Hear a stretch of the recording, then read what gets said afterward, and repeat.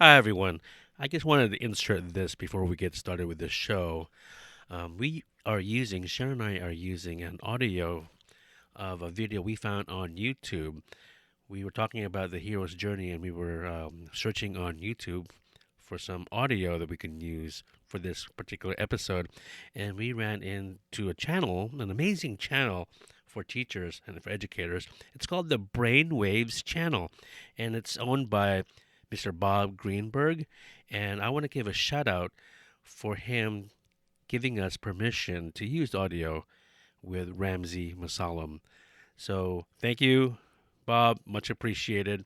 I highly suggest that everyone check out his channel on YouTube. It's called the Brainwaves Channel, all one word, and subscribe and go check out his library of priceless interviews. He has interviews with Noam Chomsky, Sir Ken Robinson, Carol Dweck, Michael Resnick of MIT, Angela Myers, and so many more. I believe that's about over 325, 27 videos. So check that out. And again, thank you, Bob, for your permission to use this awesome video recording. Okay, so enough of me talking. Let's get started with this show. Welcome to the Teaching Bites podcast. Here are your hosts, Fred and Sharon Jaravada. Hi, welcome to the Teaching Bites show where we connect you with people and ideas to take your teaching to the next level. I'm your host, Fred Jaravada. And I'm Sharon Jaravada. Welcome back, Sharon. Yes, it's been a while. It's been a long time. I know, very long time. I've been quite busy the past few weeks without you. I know, I have almost forgot how to hook up the mixer. That's okay. Well, you've been busy teaching, obviously. Mm-hmm. My time is a little bit more flexible than yours, but I've recorded a lot of educators and teachers out there for our podcast. What do you think about it so far? I am actually getting so many great ideas by just listening to everyone's insights and just little tiny gems that I Are those thinking podcast about. episodes, are they connecting you with people and ideas to take your teaching to the next level? Yeah, my teaching is the next level now. Okay, stop. Stop it. Right. But So, anyway, it's good to have you back. Okay, so Thank you. today we are going to do something about pretty special. We're going to talk about this YouTube video that I showed Sharon. Was it last week? Maybe Two weeks ago. Mm-hmm. Yeah, and it's about something called The Hero's Journey. And it stars a friend of mine. He's a teacher here in San Francisco. His name is Ramsey Masalam. He's also a very respected teacher, as he spoke at the TED Ed a couple years ago, TED Ed. Mm-hmm. And that was the one with Bill Gates and John Legend and other amazing teachers and educators out there. So Ramsey was part of that. Yeah, that's cool. And 1 degree away for me. 1 degree away, exactly. But you know what? Besides all that fancy stuff, he is a great teacher, and he talks about something called the hero's journey. And I think a lot of teachers know what the hero's journey is about. But if you don't know what it is, we're going to play a clip for you so that you can get the better understanding of what the hero's journey is about. Yeah, and before we play that, I wanted to give you some background information. So actually, before you played that for me, you showed me some. We Googled like hero's journey and saw some pictures, and then I noticed there were this formula of how movie directors or scriptwriters write their stories or books, right? Mm-hmm. So I was like, wow, that's pretty cool. And then you showed me the video. And but why did they show a lot of movie directors and authors to use this writing convention of the hero's journey? Because it's very captivating. Yeah, and it's one of those things where there's like, ups and downs, resolution, conflict, and that, it gives a way for teachers to use that writing convention or that way of telling a story or that way to produce a lesson, right? So yeah, let's listen to this. I'm gonna get set up right now, and we'll talk about it afterwards. All right. Enjoy.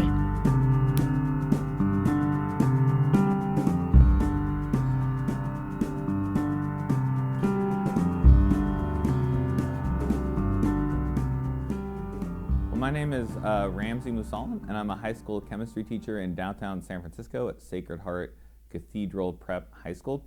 And what I'd like to talk about right now is student engagement and specifically sparking student curiosity. And the reason this topic is really important to me is I spent about 5 or 6 years really playing around with various forms of educational technology, whether it be video screencasting or different forms of student response systems, and found that although I was using really engaging tools, my students' curiosity and their motivation around the content wasn't improving, right?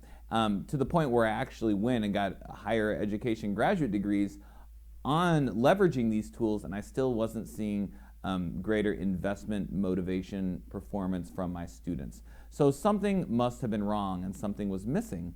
And when I really started to think about it and reflect on it, I wasn't focusing on the motivation piece. I was treating all the students as if they were equally motivated and ready for those tools, which really isn't the case at the high school level. So in terms of motivation, I think the easiest place to do is to start talking about something that we all already are motivated to do. We've all read a great book. We've seen great movies or great TV shows. These are things that we are invested in without being graded on. There isn't anybody requiring us by law to do them, but we're invested in them.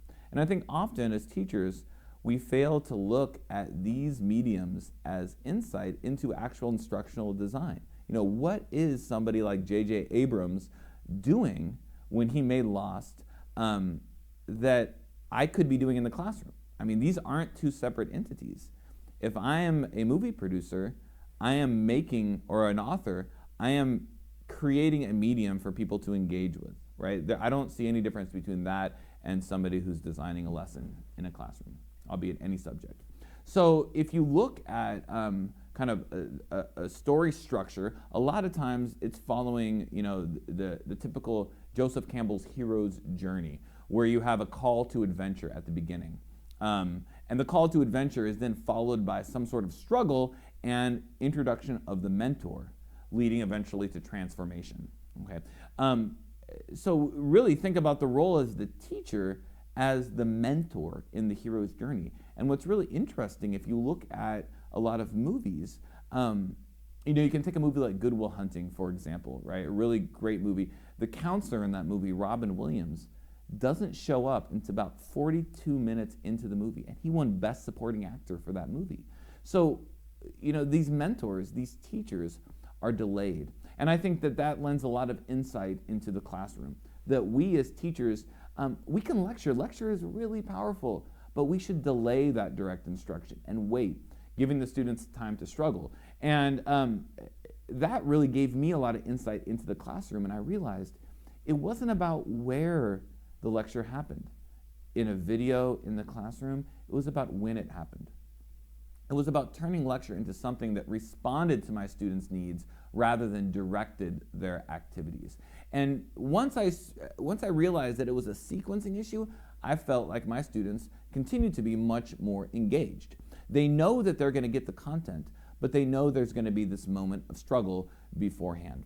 And I find that has been a really, really powerful thing for me in the classroom. And it's also changed my role from someone who provided the information to somebody who provides the information gap. And that is really what an educator who wants to spark student curiosity is trying to do, to try and create this situation where you have some information, but you don't have all of the information, right? And there's this sweet spot where you're motivated and you realize that the information isn't too far away. And this is what a lot of great movies do. I mean, if you think about, Godzilla, right? You never really see, in J.J. Abrams' remake of it, you never really see all of Godzilla. Or like he talks about in his TED Talk, the shark in Jaws. You never see the shark, and that's much more terrifying. That we love things in movies because we don't understand what the phenomena fully is. It's never really fully revealed to us. So as educators, how can we relate this to the classroom? Well, one thing that I always think about is, what is the information that I need to teach my students? And how can I delay delivering that as long as possible and create events before that that are going to drive students to that information? And I think technology can be a strategic partner in that process. But again, the technology is used in the context of this overarching hero's journey. Like, there's nothing wrong, I think, with thinking of something like the Pythagorean theorem as the journey and the student as the hero. And what's even more interesting, if you look at any inquiry learning cycle, whether it be the explore, explain, apply learning cycle from Karplus in the 70s, or the 5E learning cycle, engage, explore, explain, elaborate, evaluate, all of these learning cycles basically model the hero's journey. There's a call to adventure, the explore, the engage piece. There's a mentor, the explain piece. And then there's transformation, so the evaluation piece, where we're trying to see if our students can extend that outwards. So I don't think it's that coincidental that these two things that are designed to engage students really are parallel. That the hero's journey has been something that has worked for ages in storytelling, and it really parallels what we're trying to do in student engagement. So things like flipped classroom or screencasting, these things are techniques. They are not pedagogies. And I think teasing out those two has been a really nice journey for me.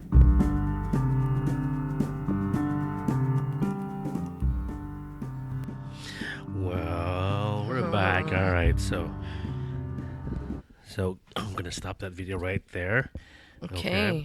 And let's review this video.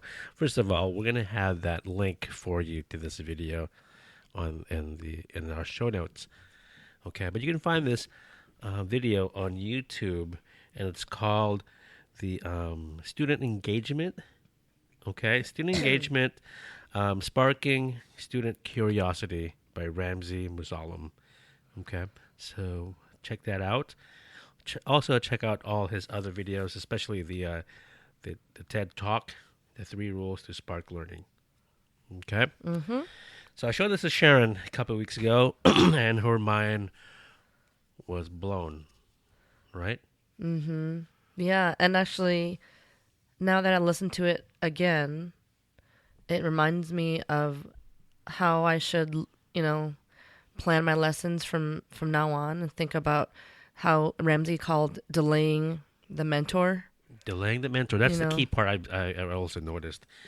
Just like how Robin Williams in the movie Good Will Hunting, he doesn't show up until 42 minutes into the movie, and he still won the Best Supporting Actor. But his character was amazing, right?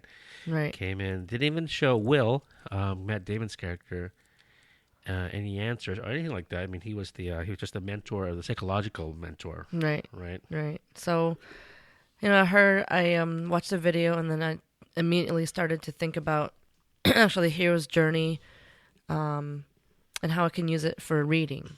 Mm-hmm. So then I went to my. Let's put it in context. So the hero in our teaching story, in our story, is our teacher. Our students, right? And being a teacher, we are the mentors, and we have to learn how to let them struggle a bit. Yes. So what I did was I went to my trusty Pinterest, and actually, if you are following us on our Pinterest page on Language Arts, I put a couple pins about the hero's journey, and we can put that in the show notes. But what I thought about is, because I actually want to try new things for language arts and reading, and I thought, why don't I pair this hero's journey with a book report that we just started? So then, this week is pretty busy, and I wanted to have a little break from our writing, so I said, I'm going to do this today. And I just went to think about a movie the kids know first. Mm-hmm. And so, of course, everyone knows Star Wars. So I said, guys, who's the hero in Star Wars? Luke Skywalker. And then who's the mentor? Like Obi-Wan Kenobi. Yoda, right? Yeah. And then so I would ask these questions, and they would get it. Like, who's the comic relief? Oh, it's R2-D2 and C-3PO, and right. Who's the villain? Darth Vader, and they were so excited about it. And then I said, have you ever thought about when you read a book or watch a movie, do you ever think about this predictable sequence of events? And they kind of like, And then later on, like the Harry Potter movies, I'm sure. So yeah, then I talked about Harry Potter, and brought that movie in, and I showed them this cool visual on Pinterest where they showed all this as once a long time ago there were these orphans, and they showed like Simba from Lion King, Harry Potter. Stop right there. It's also, it helps when the parent dies. So sad. Right? Yeah, it's even more tragic. I mean, Luke Skywalker, we know, if you haven't known, Anakin is dead, but supposedly they died. Harry Potter's parents died. Batman's parents died. Simba's dad died. Superman's parents died. Right? Yeah. It's interesting how we get enamored with those kind of stories, especially as children watching his movies. Just feel for them, because right, and then you it can goes imagine back to the Bible. All the Bible stories, biblical Bible stories like Moses, right? And the special child. Right. So, then this graphic is, you have to just look at the picture, and then it just shows, these pictures of the characters with who's the two sidekicks now, right? And it shows like Hermione and Ron from Harry Potter, and etc. And it shows the villains, and it shows how they destroy the villain, and actually Lord of the Rings too. And some of the kids are like, I know that. I'm like, you watch rated R movies, huh? Yeah, I do. Rated R, Lord of the Rings. Yeah, they do watch third graders. Yes. They admit it, and it's fine. Our kids do. No, we don't.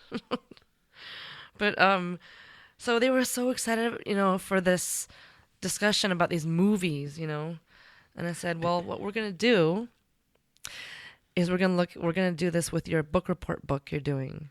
But before that, I showed them another picture of the hero's journey, which is a circle, and I'll put that in the show notes too. And it shows the main character in a state of comfort. There's a call to action, just like what Ramsey talked about, right? Right. And then there's something that a problem they have to go through, some unfamiliar place. A mentor comes in, they try to solve a problem. They go through a dark time, and they come out, happily ever after, right? So what I did was I actually went through that cycle using Inside Out, that movie, the Pixar one, because that was the most recent that I could think of, and all of them pretty much have seen it.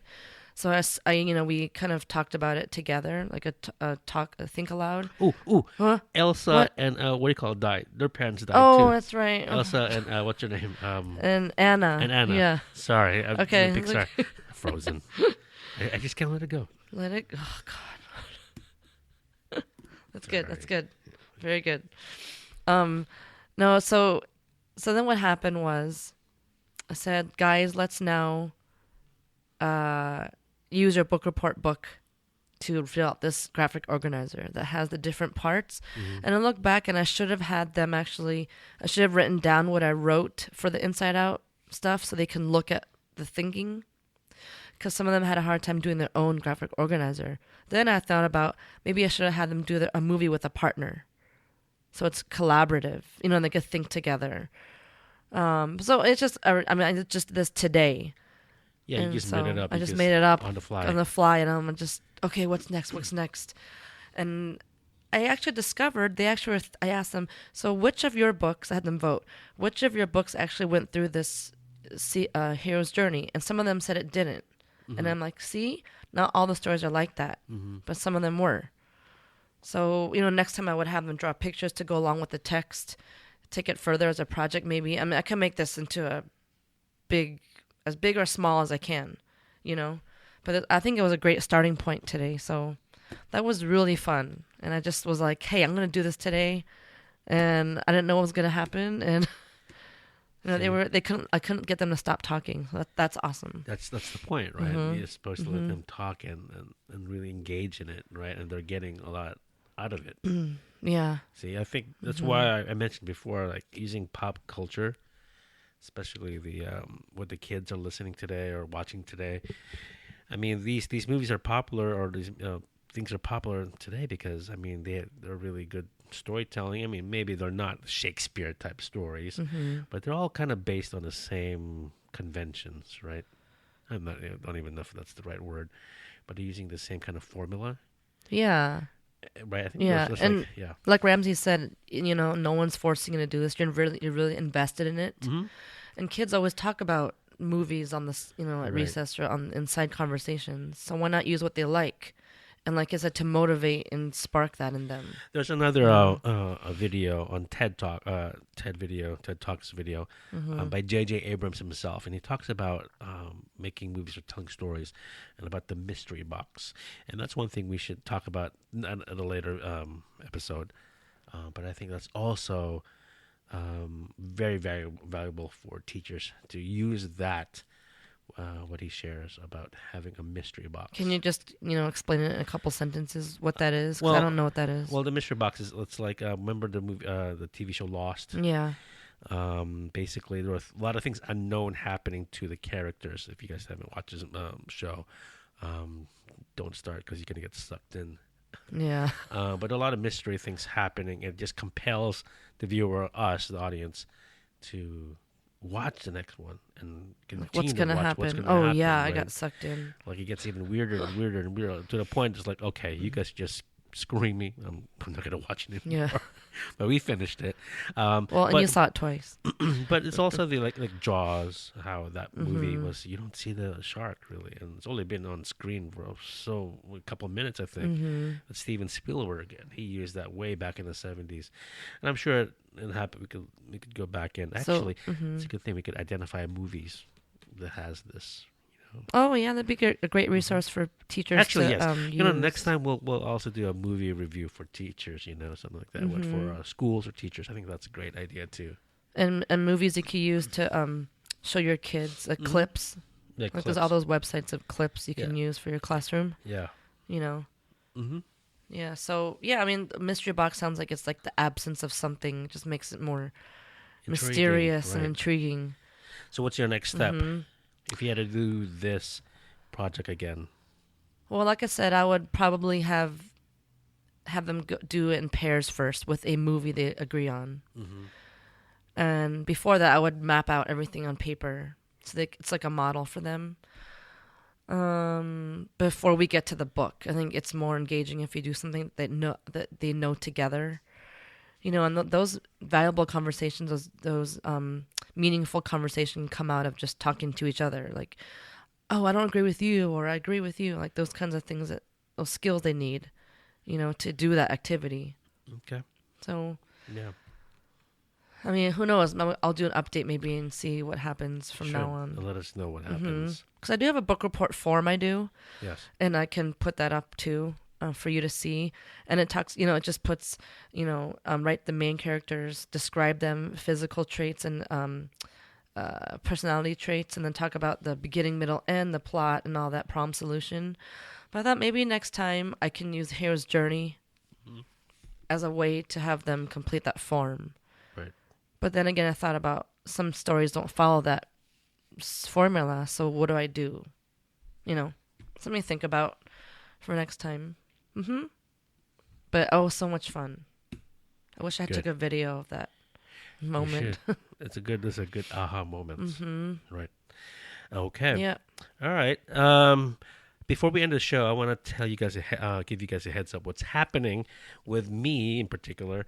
I will be giving a presentation in Atlanta, Georgia, in April, in a couple of weeks, in about a month. I'll be there on April 17th to the 20th or 21st, and I'll be working with my director of technology, or dean of technology and innovation from North Carolina. His name is Lee Northrup.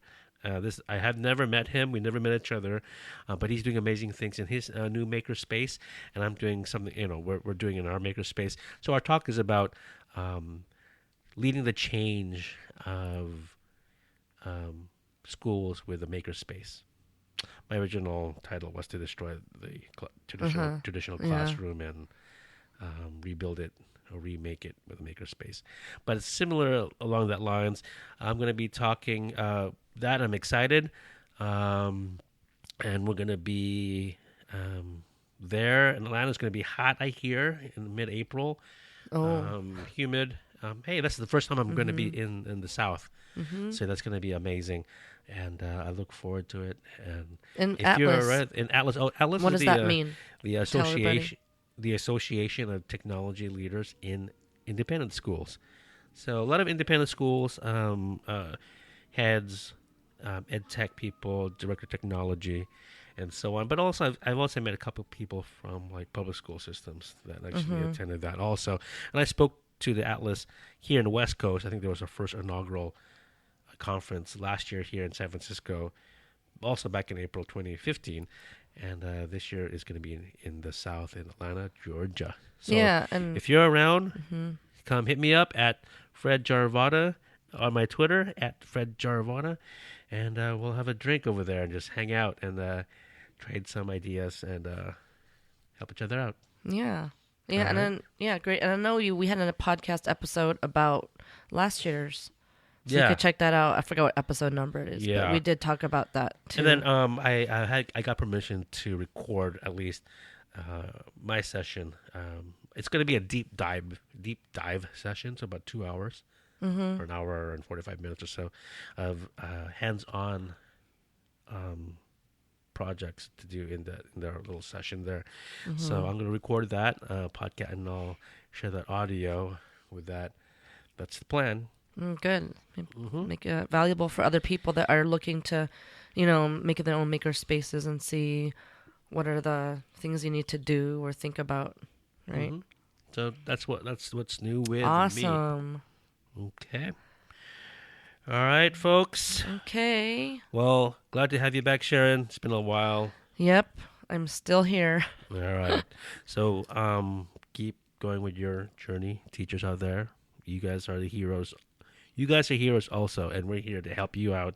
If you have any questions, any comments, or anything, you guys need help or tips or whatever, just say hi to us. Please let us know. You can find us at teachingbytes.com. You could email me at fred@teachingbytes.com. Or me, Sharon, at teachingbytes.com. You can also check out our Facebook pages, or our Facebook group.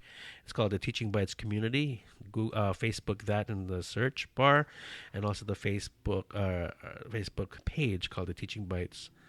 I forget what it is. It's just called Teaching Bytes. Teaching Bytes. Yeah, and Look for that. we're also on Pinterest, Instagram, everywhere. Yeah, Teaching Bytes. So- Find Fred and Jaravata. You can just Fred and Sharon Jaravata, and you will find us. We're everywhere. All right, till next time. All right, everyone. folks. Have a good one. Cheers. Bye.